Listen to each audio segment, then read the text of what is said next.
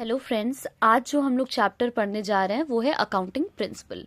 ठीक है, ये चैप्टर एग्जाम्स के पॉइंट ऑफ व्यू से तो इम्पोर्टेंट है ही, उसके साथ ही ये आपको जानना भी इम्पोर्टेंट हो जाता है कि अगर आप अकाउंटिंग कर रहे हो तो कौन कौन से ऐसे प्रिंसिपल्स हैं, कौन कौन से ऐसे रूल्स हैं, टर्म्स कंडीशंस है जिसको ध्यान पे रख कर आप प्रिंसिपल्स आप अकाउंटिंग कर रहे हो। ठीक है, तो एग्जामिनेशन पॉइंट ऑफ व्यू से तो इम्पोर्टेंट है ही, उसके साथ साथ आपके for information for knowledge point of view also it is important.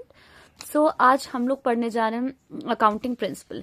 अब अकाउंटिंग प्रिंसिपल्स होते क्या है, तो यहाँ पर ये लिखा है accounting principle in the past, when accounting statements were largely needed by the proprietor, these days the accounting statements are needed by various parties who have a vested interest in the business. Investors like accounting statement disclose the profitability, solvency of the business, and it is ठीक है, these rules are generally accepted, these principles। ठीक है, तो अब मैं आपको बताती हूँ कि यहाँ पर लिखा क्या है। ठीक है, अकाउंटिंग प्रिंसिपल क्या है। फर्स्टली यहाँ पर एक वर्ड टर्म यूज करा गया है, gap, generally accepted accounting principle.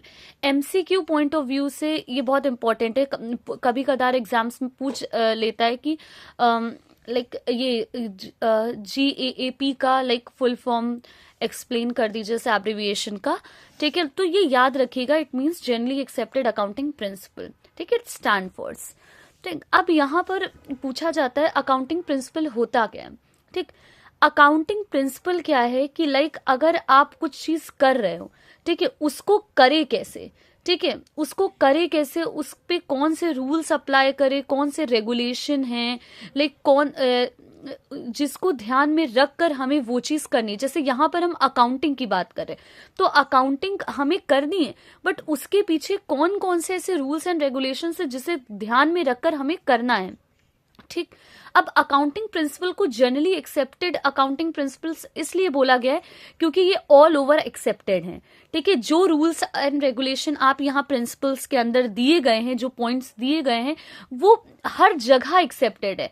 ऐसा नहीं है कि सिर्फ यहीं के लिए एक्सेप्टेड है, पूरे वर्ल्ड में उसे आप अप्लाई कर सकते हो, इसीलिए इसको बोला गया है जनरली एक्सेप्टेड। ठीक है, आप कहीं ये अकाउंटिंग जो है, ये अकाउंटेंट्स इसे पूरे वर्ल्ड में कहीं पर भी यूज कर सकते हैं जब वो अकाउंटिंग स्टेटमेंट बना रहे हों। ठीक है, ये प्रिंसिपल बहुत टाइम इस पे बहुत ज्यादा टाइम लिया गया है। ठीक है, एक्सपीरियंसेस से बनाए गए हैं, जो हिस्टोरिकल डेटा था उसके बेसिस पे बनाए गए हैं, जो प्रोफेशनल बॉडीज थे उसने बनाया है। तो ये ध्यान में आपको रखना है कि अकाउंटिंग प्रिंसिपल क्या है। आप अकाउंटिंग करते हो तो उसके पीछे क्या सोच कर करते हो, क्या ऐसी चीजें आप फॉलो करते हो कि तब जाकर आपको अकाउंटिंग करते हो। जैसे अगर बोल दिया गया कि मान लीजिए कि आपको मान लीजिए कि आपको एक कॉस्ट को तब रिकॉर्ड करना है जब आपने उसे परचेज करा उस प्रोडक्ट को, ना कि जब उसकी पेमेंट आपने करी। मान लीजिए अगर अकाउंटिंग प्रिंसिपल ने ये बोला है कि आपको किसी चीज को तभी रिकॉर्ड करना है जब आपने उसको परचेज करा, ना कि जब आपने उसकी पेमेंट करी। मान लीजिए मैंने आज एक शॉप पे गई, मैंने उसको बोला कि मुझे ये बॉक्स दे दो। ठीक है, मैंने उससे बोला, ठीक, पर मैंने ये भी बोला कि पर मेरे पास पैसे अभी नहीं है, मैं तुम्हें बाद में दे दूंगी। तो मान लीजिए मैंने पैसे 10 दिन बाद दिए, तो मैं रिकॉर्डिंग आज ही करूंगी, चाहे मैं पेमेंट 10 दिन बाद करूं, 1 महीने बाद करूं, पर मैं रिकॉर्डिंग आज करूंगी। तो ये सब जो रूल्स एंड रेगुलेशन अभी हम आगे पढ़ेंगे, तो ये सब अकाउंटिंग प्रिंसिपल है जिसे ऑल ओवर द वर्ल्ड जितने भी अकाउंटेंट है वो यूज करते हैं फाइनेंशियल स्टेटमेंट बनाने के लिए, याद रखिएगा। ठीक, अब अकाउंटिंग प्रिंसिपल्स में यहां पर हमारा आता है nature characteristics of accounting principle. तो सबसे पहले यहां पर जो चीज है वो है accounting principle are uniform set of rules. ठीक है, यूनिफॉर्म सेट ऑफ रूल्स, ठीक है, कि ये एक जैसे हैं। ठीक है, इसमें यूनिफॉर्मिटी है, आप इसे अंडरस्टैंड कर सकते हो। ठीक है, एक जैसा है, बदला नहीं गया है। ठीक है, बार बार फ्लक्चुएशन नहीं होता, वेरिएबिलिटी नहीं है। ठीक, एक जैसा है और सबके लिए एक जैसा है। उसके बाद आता है accounting principles are man made. Simple सी बात है, ये प्रिंसिपल किसी इंस्टीट्यूशन ने ही बनाया है। ठीक है, बहुत सालों की रिसर्च से, हाँ, एक प्रोफेशनल बॉडीज ने मिलकर बनाया। तो ये सिंपल सी बात है कि ये मैन मेड है। ठीक। Then the third point is accounting principle of flexible. यहाँ पर फ्लेक्सिबल इसलिए बोला गया है कि आप इसे चेंज कर सकते हो समय के साथ। ऐसा नहीं है कि रिजिड है, मीन्स फिक्स्ड नहीं है, आप इसे कभी भी अपने अकॉर्डिंग चेंज कर सकते हो। ठीक है, जैसे जैसे समय बदलता है बहुत सारी चीज़ों को लाना भी ज़रूरी हो जाता है। अभी देखिएगा, आपको पता चलेगा कि कुछ अकाउंटिंग प्रिंसिपल्स तो इसमें ऐसे भी हैं जो यूसेजेस से बने हैं, कस्टम से बने, कि लाइक लोग उसको फॉलो करते गए तो उसको एक प्रिंसिपल बना दिया गया। ऐसा कोई उसके पीछे बहुत बड़ा रूल नहीं है, बट लोग फॉलो करते जा रहे तो उसको एक रूल्स एंड रेगुलेशन में लेकर आ गए। Now these are next point is that these are generally accepted. Generally accepted का मतलब कि ऑल ओवर एक्सेप्टेड है। ऐसा नहीं है कि लाइक ये इंडिया में ही एक्सेप्टेड है, ये पूरे वर्ल्ड में एक्सेप्टेड है। लाइक आप यहां से पढ़कर अकाउंटिंग अगर आप किसी और कंट्री में जाकर भी अप्लाई करोगे then also it is acceptable. ठीक। अब यहाँ पर ये बोला गया है कि अकाउंटिंग द जर्नल एक्सेप्टेंस। ठीक। अब जर्नल एक्सेप्टेंस, अगर अकाउंटिंग की एक्सेप्टेंस कौन कौन चीजों पे डिपेंड करती है। ठीक। तो रेलेवेंस हो गया, ऑब्जेक्टिविटी हो गया, फिजिबिलिटी हो गया। ठीक। अब यहाँ पर रेलेवेंस का मतलब कि रेलेवेंट इंफॉर्मेशन दो। ठीक है, सही इंफॉर्मेशन दो, ट्रू हो, ऐसा यूजर्स के लिए यूजफुल हो। ऐसा नहीं है कि ऐसी इंफॉर्मेशन दे रहे हो जो उनके लिए यूजफुल ही नहीं है। ठीक है। उसके बाद ऑब्जेक्टिविटी। ऑब्जेक्टिविटी का मतलब ये होता है कि आप उसमें कुछ धोखाधड़ी नहीं कर रहे हो।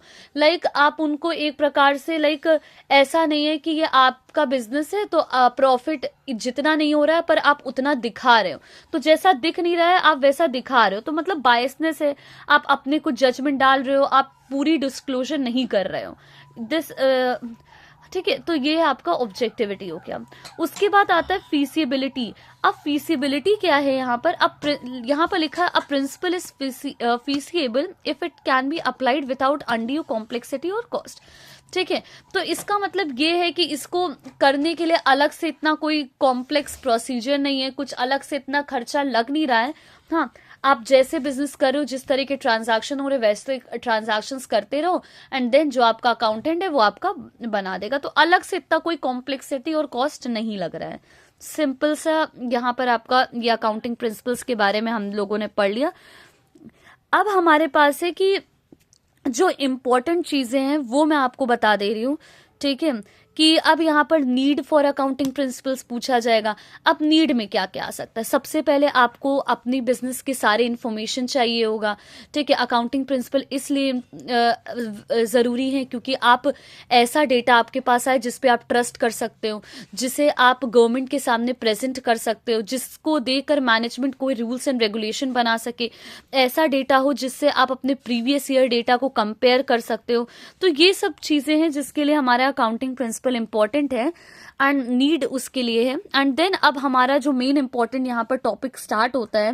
Without much ado let start the important topic जो हमारा है अकाउंटिंग स्टैंडर्ड। ठीक है, अब कुछ कॉन्सेप्ट और अजम्पशंस हैं जिन्हें हमें फॉलो करना पड़ता है।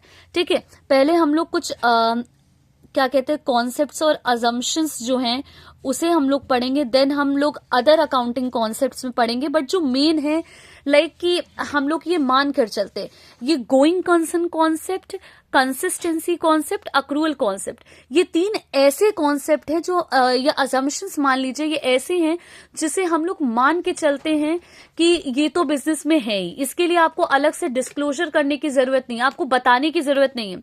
अगर नॉर्मल इंसान बिजनेस में फाइनेंशियल स्टेटमेंट बना रहा है, बैलेंस शीट बना रहा है, कैश फ्लो स्टेटमेंट बना रहा है, नोट्स टू अकाउंट बना रहा है या पीएनएल बना रहा है, तो हम लोग मान के चलते कि इस बेसिस पे तो बनाया ही होगा। ठीक है, तो इसीलिए इनको प्राइमरी, इनको फंडामेंटल इसीलिए बोला जाता है क्योंकि इसे अलग से बताने की जरूरत नहीं है, हम मान के चलते कि बिजनेस में ये तीनों तो हैं ही। ठीक, उसके बाद हमारे अदर आते हैं। ठीक है, तो अभी हम लोग उसे पढ़ेंगे। तो सबसे पहले हम लोग कॉन्सेप्ट और कन्वेंशन में जो हमारा आता है वो है going concern concept. Going concern concept बताता है जो फंडामेंटल, 3 फंडामेंटल में जो सबसे पहला हमारा है वो है गोइंग कंसर्न। अब गोइंग कंसर्न कॉन्सेप्ट क्या बोलता है कि अगर हम लोग बिजनेस स्टार्ट कर रहे हैं, ठीक है। अगर हम बिजनेस करने का सोच रहे हैं, अगर हम कुछ स्टार्ट कर रहे हैं, तो हम लोग ये सोचकर करेंगे कि ये बहुत सारे सालों तक चलेगा। ऐसा नहीं है कि हम लोग आज बिजनेस स्टार्ट कर रहे हैं और कल बंद हो जाएगा, या मतलब 1 साल के अंदर बंद हो जाएगा तो उसी हिसाब से हम लोग अकाउंटिंग कर रहे हैं क्योंकि हमें 1 साल के अंदर बंद करना है। ऐसा नहीं है। अगर हम लोग बिजनेस करते हैं तो हम लोग ये मान के चलते हैं कि ये बिजनेस बहुत सालों तक चलेगा। अब फ्यूचर में कोई प्रॉब्लम आ जाए, मान लीजिए कि हमने पूरे साल करा, अब लास्ट में सितंबर, मान लीजिए नवंबर या दिसंबर के लास्ट पे, मान लीजिए 28 दिसंबर को कोई बहुत बड़ी आपके बिजनेस में लॉसेस हो गया, या ऐसा हो गया कि चल ही नहीं पा रहा है, या मेन इंसान की डेथ हो गई, या इंसॉल्वेंट हो गया, अनसाउंड माइंड हो गया, तब जाकर बंद हो रहा है, तब हम समझ सकते हैं। बट इसके लिए आपको पहले से प्लान नहीं करना है कि 1 साल बाद तो हम बंद कर देंगे, ऐसा नहीं होना चाहिए। ठीक है, कि इसीलिए हम लोग बोलते हैं कि ये गोइंग कंसर्न कॉन्सेप्ट है कि लॉन्ग टर्म के लिए चलेगा ही चलेगा। ठीक है, अब वो लॉन्ग टर्म आते आते, मान लीजिए 1 साल खत्म होते होते अब आपके बिजनेस में ऐसी प्रॉब्लम आ गई जिसे आप इग्नोर नहीं कर सकते, तब आपको बंद करना एक जरूरी बन जाता है। बट आपको इसके लिए पहले से प्लानिंग करते हुए नहीं चलना है कि इस दिन तो हम बंद ही कर देंगे। तो हम बिजनेस करते हैं तो एक गोइंग कंसर्न कॉन्सेप्ट इंपॉर्टेंट हो जाता है कि हम मान के चलते हैं कि हमारा बिजनेस ठीक है चलेगा बहुत सालों तक। हमने कोई फिक्स्ड रिकॉर्ड नहीं कर रखा है कि हाँ इतने दिन बाद हम लोग बंद कर देंगे। ठीक है, ये चीज याद रखिएगा। उसके बाद हमारा जो आता है वो है कंसिस्टेंसी कॉन्सेप्ट। कंसिस्टेंसी कॉन्सेप्ट ये भी एक इम्पॉर्टेंट कॉन्सेप्ट है जो फंडामेंटल में सेकंड पॉइंट आता है। कंसिस्टेंसी कॉन्सेप्ट हमें ये बताता है कि मान लीजिए कि देखिए, अभी आपको जो मैं टर्म यूज करूंगी डेप्रिशिएशन, अभी इसके बारे में इतना मालूम नहीं होगा, बट मैं आपको थोड़ा बहुत डिटेल देती हूँ कि डेप्रिशिएशन का मतलब होता है कि अगर एक असेट की वैल्यू समय के साथ कम हो रही है, ठीक है, समय के साथ कम हो रही है, तो उसे बोला जाता है डेप्रिशिएशन। फिक्स्ड असेट की वैल्यू, फिक्स्ड असेट मतलब लॉन्ग टर्म असेट, ठीक है, अगर उसकी वैल्यू समय के साथ कम हो रही है तो उसे हम लोग डेप्रिशिएशन बोलते हैं। जैसे आपका फोन अगर आपने मान लीजिए 1 लाख में खरीदा था, तो अब उसकी अगर आप अब बेचने जाओगे तो 1 लाख नहीं रहेगा ना, मान लीजिए सिर्फ 25,000 में आप बेच पा रहे हो, सेल कर पा रहे हो। ठीक है, तो ये चीज, इसे ही डेप्रिशिएशन कहते हैं कि 1 लाख की सामान था बट अब आप मार्केट में उसकी वैल्यू से 20-25,000 है, तो ये डेप्रिशिएट हो गई वैल्यू। ठीक है, तो कंसिस्टेंसी कॉन्सेप्ट हमें ये बताता है कि देखिए डेप्रिशिएशन निकालने के 2 मेथड होते हैं, और भी होते हैं बट मेनली 2 मेथड होते हैं, जिसे हम अभी आगे चलकर इस बुक में पढ़ेंगे जो आगे चैप्टर है। बट मान लीजिए कि अभी डेप्रिशिएशन निकालने के 2 मेथड हैं, 2 मेन मेथड होते हैं। एक रिटन डाउन वैल्यू मेथड होता है, एक ओरिजिनल कॉस्ट मेथड होता है। तो कंसिस्टेंसी कॉन्सेप्ट हमें ये बताता है कि अगर किसी चीज को निकालने के लिए आप मान लीजिए आज एक मेथड यूज कर रहे हो, तो कल भी वही मेथड करो, वही मेथड यूज करो। ये नहीं कि आज आपने ओरिजिनल कॉस्ट मेथड से डेप्रिशिएशन निकाला तो कल रिटन डाउन वैल्यू मेथड से निकाल लो, एंड फिर अगले साल आप फिर नेक्स्ट ईयर आप ओरिजिनल कॉस्ट मेथड यूज कर रहे हो, या फिर उसके, तो आप बार बार बदलो नहीं, आप कंसिस्टेंट रहो। कि अगर आप इन्वेंट्री कैलकुलेट कर रहे हो एक मेथड से, तो आप उस पर कंसिस्टेंट रहो, आप बार बार उसको चेंज ना करो। ठीक है, ये कंसिस्टेंसी बताता है। बट ऐसा भी नहीं है कि आप चेंज नहीं कर सकते। आपको अगर आप चेंज कर सकते हो, बट ऐसा नहीं कि हर साल आप चेंज करो, हर 2 साल पे करो, मतलब जब जरूरत हो तब चेंज करो। जैसे आप यहाँ पर और भी पॉइंट्स है कि आप कब चेंज कर सकते हो। तो अगर लॉ बोल रहा है, ठीक है, अगर लॉ आपसे बोल रहा है कि आप चेंज कर दो, या आपको बेटर प्रेजेंटेशन के लिए चेंज करना है, आपको अच्छे से डिस्क्लोज करना है, इसलिए आप चेंज कर रहे हो, तो समझ आता है। बट फिर भी बार बार चेंजेस नहीं होना चाहिए, आपको कंसिस्टेंट रहना है। ठीक है, क्योंकि इससे क्या होता है, डिसीजन मेकिंग में इफेक्ट पड़ता है। ठीक है, हर मेथड से अपने अलग अलग वैल्यूज निकलते हैं, तो इसीलिए अकाउंटिंग में दिक्कत हो जाती है। तो इसीलिए लोग बोलते हैं कंसिस्टेंट रहो, क्योंकि फिर ये मिसलीड करने लगता है, एक्यूरेट नहीं होता। ठीक है, बट आप मान लीजिए अब बहुत सालों से ओरिजिनल कॉस्ट मेथड यूज कर रहे थे बट डेप्रिशिएशन निकालने के लिए, बट अब आपको अच्छे से प्रेजेंटेशन दिखाना है तो आपने WDV, तब ठीक है, बट फिर उसे अब रिटन डाउन वैल्यू मेथड को भी लॉन्ग टर्म के लिए यूज करो, नहीं कि आप हर साल बदल रहे हो, तो कंसिस्टेंट रहो। उसके बाद अब हमारा आता है अक्रूवल कॉन्सेप्ट। अक्रूवल कॉन्सेप्ट हमें ये बताता है कि मान लीजिए कि आप हाँ, अक्रूवल कॉन्सेप्ट ये बताता है कि आप अपने ट्रांजैक्शंस को तब रिकॉर्ड करो। मान लीजिए आपने परचेस करा, तो आप तब रिकॉर्ड करो जब आपने क्या करते हैं कि जब वो आपका हुआ है। जैसे कि मान लीजिए अगर मैंने आज मैं शॉप पे गई, मान लीजिए मशीनरी खरीदने, तो मैंने आज उनसे बोला कि मशीनरी 1 लाख की, ठीक है। अब यहाँ पर अक्रूवल कॉन्सेप्ट में हम लोग ये पढ़ते हैं कि हमें एक्सपेंसेस, या मान लीजिए रेवेन्यू हो गए या एक्सपेंसेस हो गए, हमें उसे तब रिकॉर्ड करना है जब वो हुआ हो, ना कि जब हमने उसका कैश पे करा है। मान लीजिए, लेट्स टेक एन एग्जांपल। मान लीजिए क्या कहते हैं कि आपको सैलरी मिलती है। मान लीजिए कि आपने पूरे महीने काम करते हो, बट आपको सैलरी नेक्स्ट मंथ के फर्स्ट डे को फर्स्ट डे को मिलती है, ठीक है। मान लीजिए एक मंथ था, मार्च नहीं अप्रैल मंथ था, बट आपको सैलरी मिली 1 मई को, ठीक है। बट वो सैलरी तो मार्च की है ना, आपको मिली 1 मई को, सॉरी, आपकी वो सैलरी अप्रैल की है, वो मिली आपको 1 मई को, वो अलग बात बन जाती है, ठीक है।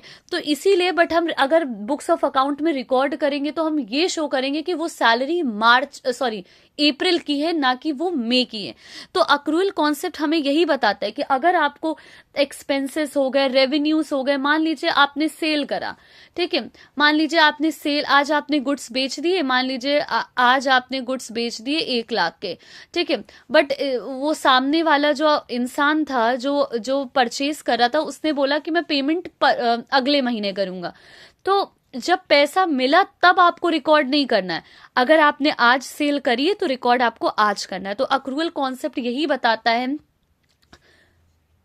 सेल्स, एक्सपेंसेस, ठीक है, इनको तब रिकॉर्ड करना है जब वो हुए हों, when they are actually made, ठीक है, ना कि जब आपको उसका पेमेंट मिला हो या आपने पेमेंट दिया हो। ये अक्रूवल कॉन्सेप्ट बताता है। नेक्स्ट हमारा आता है अदर कॉन्सेप्ट्स में, जो हमारा है बिजनेस एंटिटी कॉन्सेप्ट। अब बिजनेस एंटिटी कॉन्सेप्ट यहाँ पर क्या बोलता है कि बिजनेस एंटिटी कॉन्सेप्ट हमें ये बताता है कि देखिए, बिजनेस एंटिटी मतलब प्रॉफिट मेकिंग एंटिटी, प्लस यहाँ पर ओनर जो होगा वो अलग होगा किससे, बिजनेस से, ठीक है। Business entity concept it means that owner is different from business, ठीक है। हम लोग बिजनेस और ओनर दो अलग अलग चीज मान के चलेंगे। इसीलिए जो ओनर कैपिटल अपने ही बिजनेस में लगाता है, वो बिजनेस के लिए लाइबिलिटी बन जाती है, क्योंकि बिजनेस के ऊपर एक बर्डन होता है कि उसे फ्यूचर में पे करना है ओनर को, जिसने उस पे पैसा लगाया, ठीक है। इसीलिए ये याद रखिएगा, इसीलिए जो कैपिटल है उसको ट्रीट करता है बिजनेस लाइबिलिटी, ठीक है। ये चीज याद रखिएगा। Business entity concept that owner is different from, is separate और distinct entity from, distinct and separate from business, जबकि वो बिजनेस उसका खुद का है, बट तब भी हम वो दोनों अलग अलग होते हैं। उसके बाद अब हमारा आता है मनी मेजरमेंट कॉन्सेप्ट। ये बहुत इजी है। मनी मेजरमेंट कॉन्सेप्ट हमें ये बताता है कि जितने भी ट्रांजैक्शंस जो भी बिजनेस में रिकॉर्ड होंगे, या जितनी भी चीजें, ट्रांजैक्शंस, इवेंट्स जो भी बिजनेस में रिकॉर्ड होंगी, वो मनी के टर्म्स में होंगी, ठीक है। सारी चीजें मनी के टर्म्स में होंगी, क्योंकि तभी वो रिकॉर्डिंग पॉसिबल हो पाता है। इसीलिए हम लोग क्वालिटेटिव नेचर की जो चीजें हैं, ठीक है, जैसे लेबर का स्ट्राइक हो गया, ऑनेस्टी ऑफ एम्प्लॉयज हो गया, ये सबको हम लोग इग्नोर करते हैं।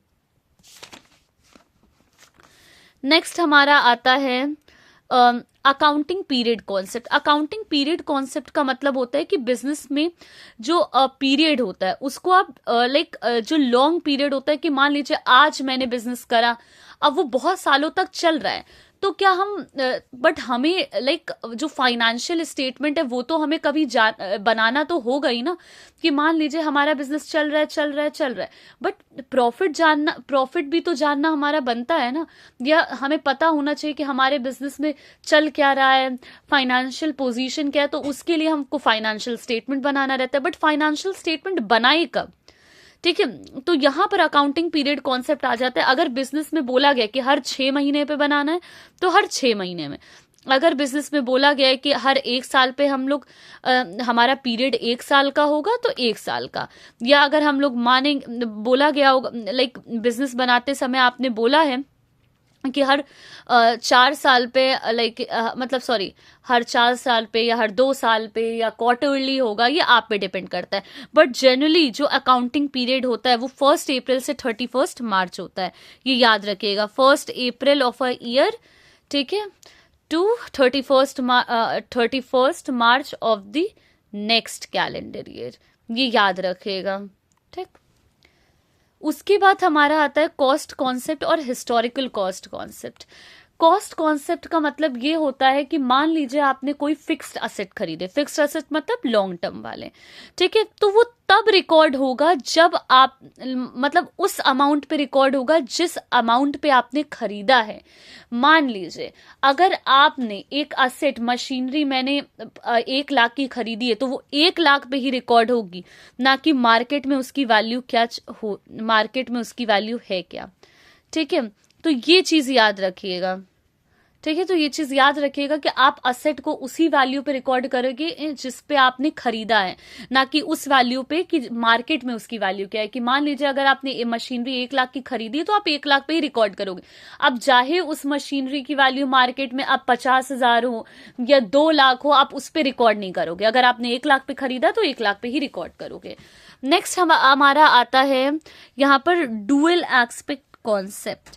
डुअल एक्सपेक्ट कॉन्सेप्ट का मतलब यहाँ पर ये बताता है कि हर ट्रांजैक्शंस के अपने डेबिट होते हैं, क्रेडिट होते हैं। मतलब अगर कोई चीज आपके लिए डेबिट है तो किसी और इंसान के लिए वो वही चीज क्रेडिट होगी, ठीक है। ये चीज तो double entry system, dual expect system का मतलब डेबिट एंड क्रेडिट होता है। मतलब जहां पर 2 अकाउंट्स बनते हैं, कि हर ट्रांजैक्शंस का 2 अकाउंट होता है, ठीक है। ये इक्वेशन आप याद रख लेना। इस चीज पे हम लोग जब जर्नल एंट्री करेंगे तो और डिटेल में एक्सप्लेनेशन में दूंगी, बट अभी के लिए आपको ये याद रखना है कि अगर किसी चीज का अगर एक अकाउंट डेबिट है तो दूसरा अकाउंट क्रेडिट हो रहा है, ठीक है। इसी को डबल एंट्री सिस्टम बोलते हैं कि हर ट्रांजैक्शंस के 2 अकाउंट बनते हैं, ठीक है, एटलीस्ट 2 अकाउंट बनते हैं। मान लीजिए कि अगर आपने मान लीजिए कि अगर आपको पैसा मिला, ठीक है, अगर आपको पैसा रिसीव हुआ तो आपको पैसा मिला ना, तो जो चीज आपको मिल रही है, मतलब कैश अगर आपको मिल रहा है तो कैश डेबिट हो जाएगा क्योंकि आपको मिला, ठीक है। बट दिया किसने? मान लीजिए एक्स एक इंसान था जिससे आपको पैसा मिला, ठीक, तो आपका कैश डेबिट हो जाएगा। बट एक्स के पास से तो वो पैसा चला गया ना, तो उसके पास से चला गया तो उसको क्रेडिट कर देंगे, ठीक है। ये चीज होता है डुअल एक्सपेक्ट कॉन्सेप्ट। उसके बाद अब हमारा आता है रेवेन्यू रिकॉग्निशन या रियलाइजेशन कॉन्सेप्ट, ठीक है।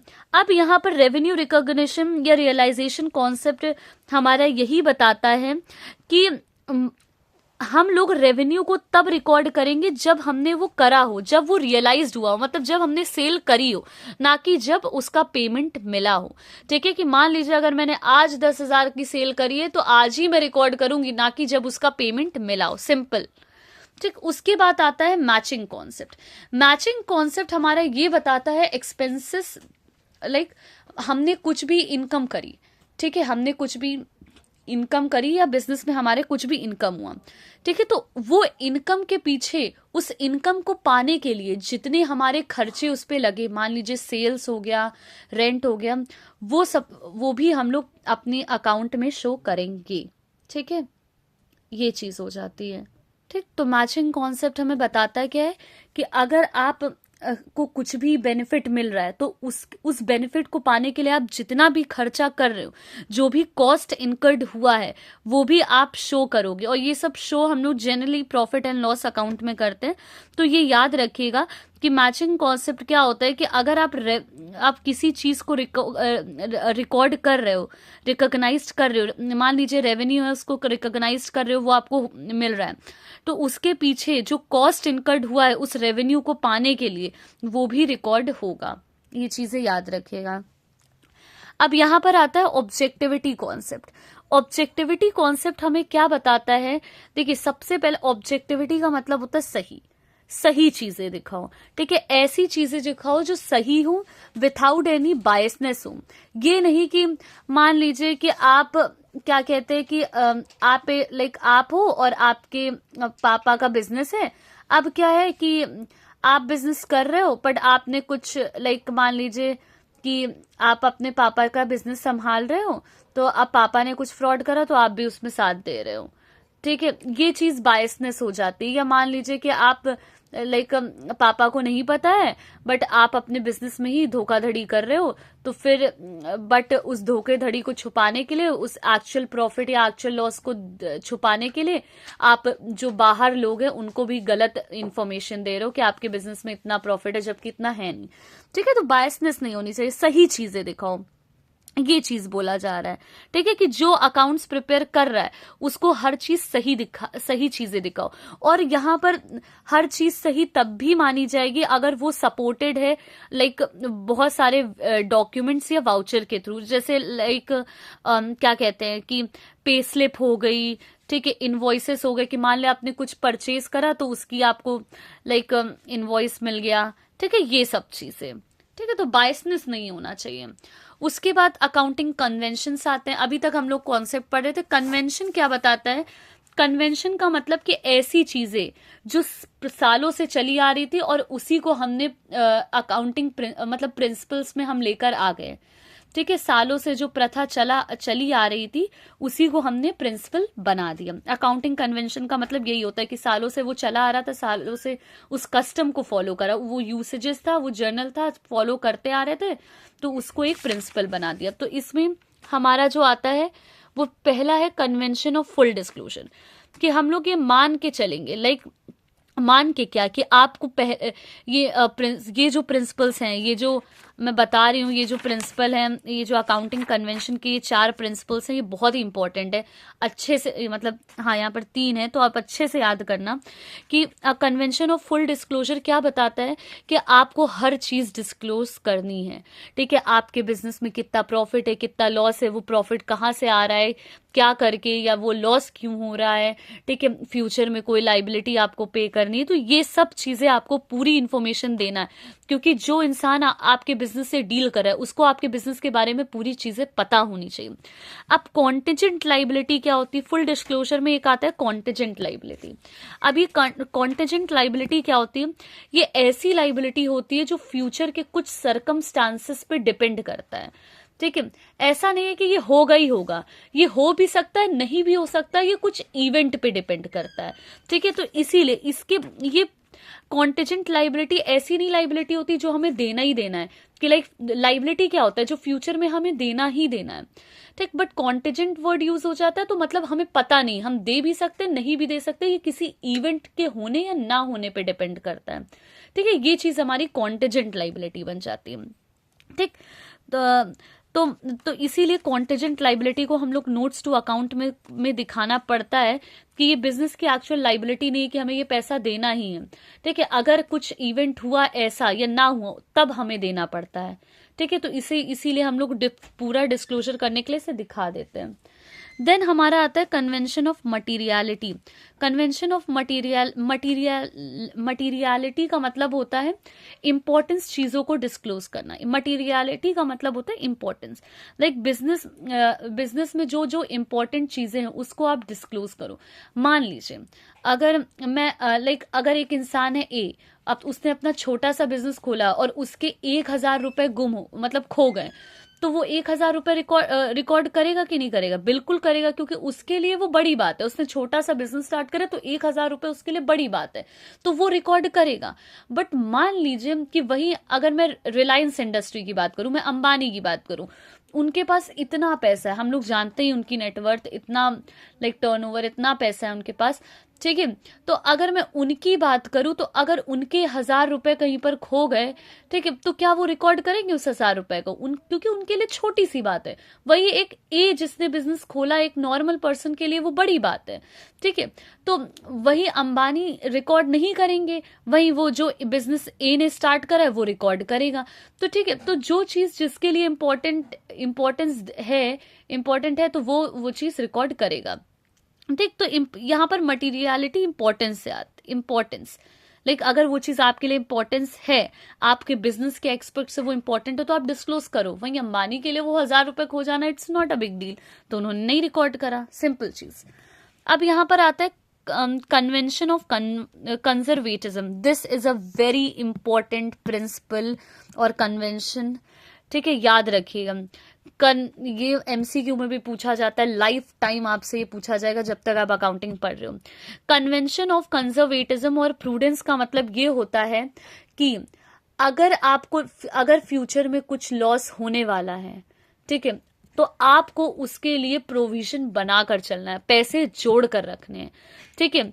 बट अगर फ्यूचर में कुछ बेनिफिट होगा, ठीक है, तो उसके लिए कोई भी रिजर्व प्रोविजंस नहीं बनाने, ठीक है। तो इसका मतलब यही है कि मान लीजिए अगर आपका फ्यूचर में कुछ नुकसान होगा तो उसके लिए पहले से ही इंतजाम करके रखो, ठीक है। वहीं अगर फ्यूचर में कुछ गेन होगा या इनकम या लाइक प्रॉफिट होगा या इनकम होगी, तो उसके लिए कुछ लाइक इंतजाम करके नहीं रखना है, ठीक है। तो यहां पर यही बताता है, ये लाइन आपको याद कर लीजिए कि all anticipated losses should be recorded, ठीक है, कि जो भी हमें लग रहा है फ्यूचर में ये लॉस होगा तो उसको हमें पहले से रिकॉर्ड करके रखना है। बट अगर हमें लग रहा है कि कोई चीज फ्यूचर में प्रॉफिट देगी तो उसे हमें रिकॉर्ड करके नहीं रखना है, ठीक है। तो हम नॉर्मल पर्सन की तरफ से ही देखो कि हम लोग अगर हम नॉर्मल इंसान की बात करें तो हम लोग फ्यूचर प्लानिंग करके रखते हैं कि फ्यूचर में अगर कुछ किसी को इंजरी हो गई तो पैसा बचा के रखो, फ्यूचर वो सेविंग्स रखो कि कुछ काम आ जाएगा, ठीक है। बट अगर फ्यूचर में कोई बेनिफिट होता है तो उसके लिए क्या आप सेविंग बना के रखते हो, वो तो उसके लिए आप क्या ही रखते हो, ठीक है। तो ये चीज आ जाता है,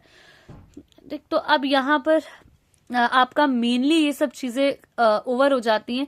बट यहाँ पर एक इफेक्ट है, इफेक्ट क्या होता है कन्वेंशन और कंजर्वेटिज्म का, कन्वेंशन ऑफ कंजर्वेटिज्म का, कि आप क्या होता है कि जो profit and loss will disclose lower profit in comparison to the actual profit, ठीक है।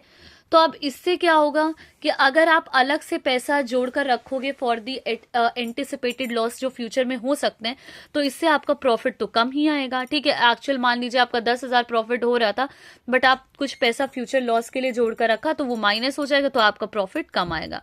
तो और इससे क्या होगा कि ये balance sheet will disclose under statement of asset and over statement of liability. तो इससे क्या होगा, अगर आप लॉसेस के लिए आप पहले से ही इंतजाम करके रख रहे हो, ठीक है, रिकॉर्ड करने लग रहे हो, तो आपकी लाइबिलिटीज ज्यादा हो जाएंगी as compare to asset, simple सी चीज है। तो यहाँ पर आपका ये वाला भी चैप्टर ओवर होता है। आई होप कि आपको समझ आए। कोई डाउट हो तो प्लीज डू कमेंट, ठीक है, कर दीजिएगा एंड बताइएगा। कहीं पर भी आपको कोई दिक्कत हो तो फिर से बताइएगा, I will explain you later, ठीक, मैं फिर से एक्सप्लेन कर दूंगी। सो अभी के लिए बाय और अच्छे से पढ़िएगा।